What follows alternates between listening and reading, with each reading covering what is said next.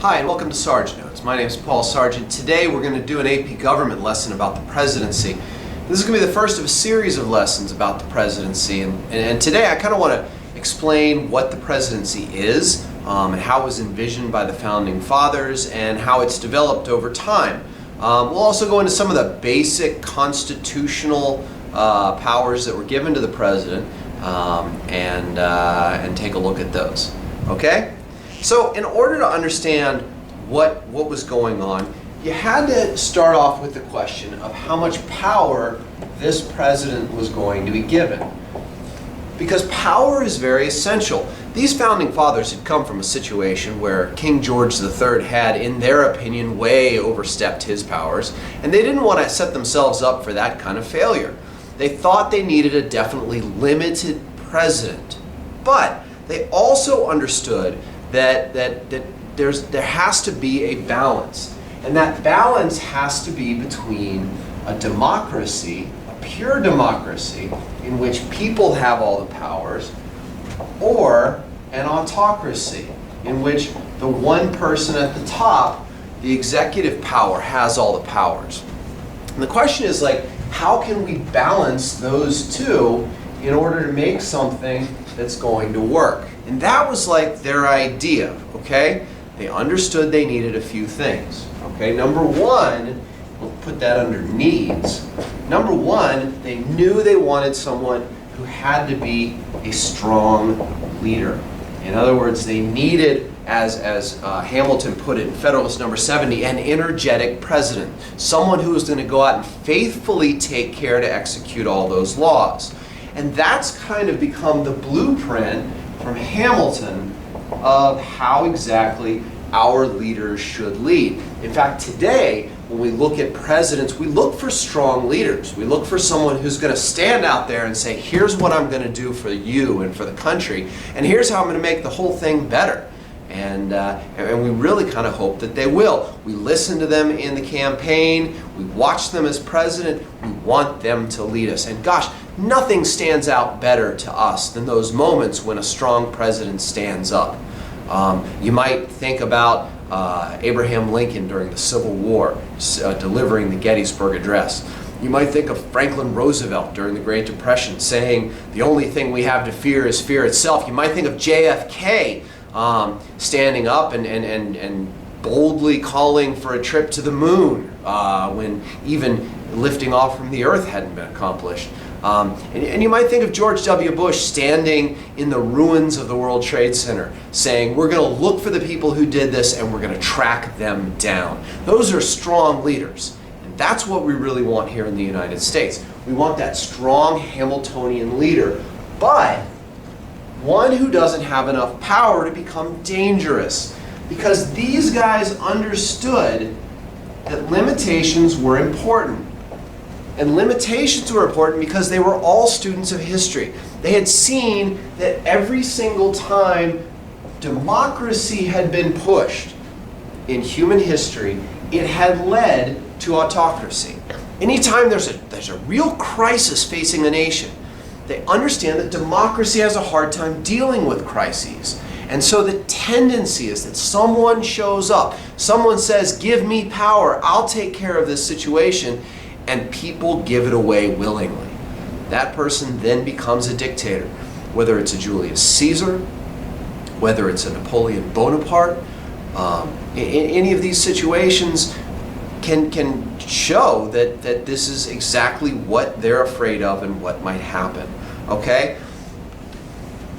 So with needing a strong leader and limitations, we have to understand that there's going to be sort of a transition. And the transition is going to be from what was created in 1787 when they wrote the Constitution and what we have today in the present. And it's a gradual evolution of the presidency that we're going to talk about here, okay? Now, just to sort of remind you, we've been through this many, many times here in this class. We'll put the presidency into its perspective. As you know, there's a policymaking cycle that goes on. And on that policymaking cycle, policies begin with the people. They are passed on by the linkage institutions that are set up to transmit our ideas to the government.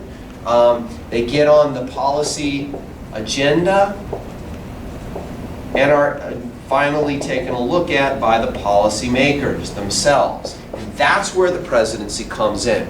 It's one of these policymakers. And as we look at what the policymakers do, you have to understand that there's a three-tiered approach here. The first is the legislature. And the legislature is going to go out and they're going to make laws. All right? Those laws are then going to pass to the executive. And the idea of the executive is this strong leader should be able to enforce the laws, to use their power in order to carry out the laws which were made by a democratically elected Congress. That enforcement may lead, or will eventually lead, to some sort of conflict, and that's where we have the judiciary. And the judiciary is going to be there to interpret the laws. Depending on how they're interpreted, all right, there may be a need for more legislative change. Okay, so how did this transition happen? We're going to sort of trace this evolution a little bit. In fact, let's just do it from top to bottom here, all right, and start off with the whole thing. All right, first of all, you have a period of constitutionally restricted power. Under this, you have presidents who have power, but understand that the Constitution has set out certain parameters in which they have to work, and we'll go over those in just a minute. This lasts from roughly 1789, when George Washington is elected, into the early 1800s. Basically, your period of Virginia presidents are very much constitutionally restricted. You might even push it to Andrew Jackson if you really wanted to sort of stretch this a little bit. Okay, and then and of course this is during this period it's shaped exactly what the presidency is by guys like George Washington, Thomas Jefferson. John Adams, you know, all of these guys are going to shape what the presidency is and how it's going to function, and that's going to be the blueprint that everybody's going to use from here on out. Now, from the mid-1800s, say, through about 1932, 33, you have a very long period where Congress is dominant.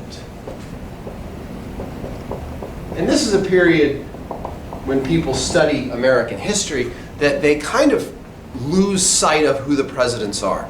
A lot of the presidents in the late 19th century, we have a hard time naming. The Garfields, the McKinleys, the Fillmores, the Polks of the mid-19th century. They're hard to name because they didn't really have the power to make a significant impact like later presidents would. But in 1933, when Franklin Delano Roosevelt takes office, all of a sudden you have a situation where now the presidency is going to expand, okay? And from the 1930s to the present, to now, you have a period of expansion of presidential power. Expanded power. Where not only do we look to the president for answers, not only do we want the president to lead us, we want national solutions, but, and this is very key, we're very wary of someone getting too much power. And even though we ask for them, even though we look to them and say, solve the problems that are facing our country, when they make broad solutions that we don't like, we turn around and we say, dictator, what are you doing? And so it's something that we're still dealing with and we're still figuring out. And so that's sort of how it's transitioned. All right?